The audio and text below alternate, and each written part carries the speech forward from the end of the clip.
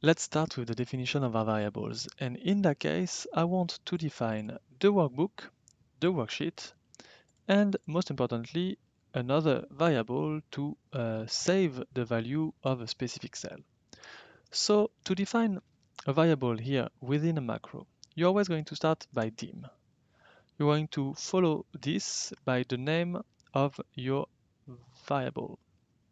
So I'm going to call it WK as workbook, and I'm going to call it master. Then you do as, and you need to define the type. So as I'm trying to define a workbook, it is going to be as workbook. I'm going to create here another variable, but for the worksheet. As you can see, one of my trick is to actually use the WK and WS before the name to actually identify already if it's a workbook or a worksheet. Then I'm going to define a variable for the value of the cell. So I'm going to call it cell value, and then I have a choice. Either I don't know what I'm going to find in that cell, and then I should use the variant type. Either I know exactly what I have, and if it is a number, then you might want to use long or integer. If you know it's going to be text, and I think for us it's going to be text, then you should use the type variable string. As you can see, all my variables are already defined. One of the things that you might want to do is actually move those variables over the macro here and call them public. If you do that, those variables are going to be actually available in all modules and all variables. Because what you have to know and understand is that if you define some variables in your macro, those variables and those variable names will be available only within this macro. This is not a big deal. You usually don't need to use a public variable, but for some projects, it might be useful to actually have the public variables and define them right at the beginning of each macro to make sure that you don't repeat yourself over again all the time. Now, quite easily, I'm going to show you how to set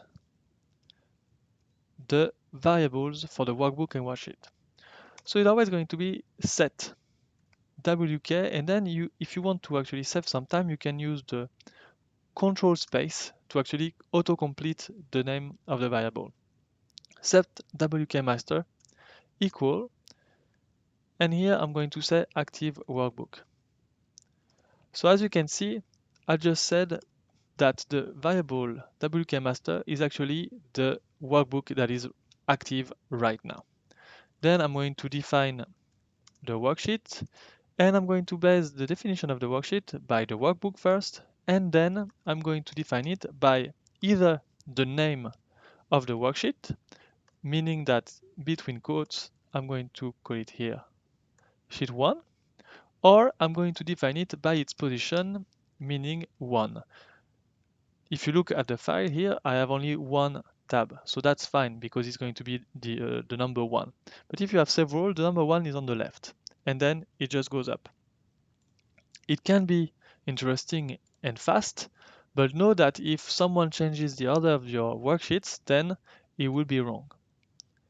For me, right now, it's sufficient. Finally, I want to actually know the value of my variable cell value.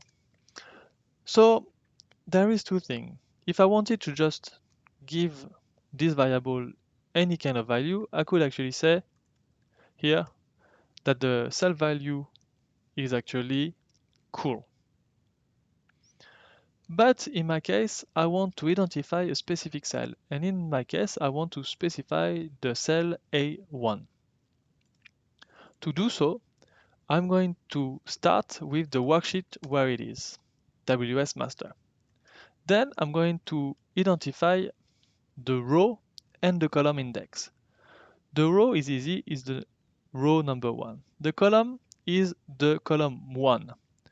So basically, we want the value of the cell A1 in the worksheet WS master.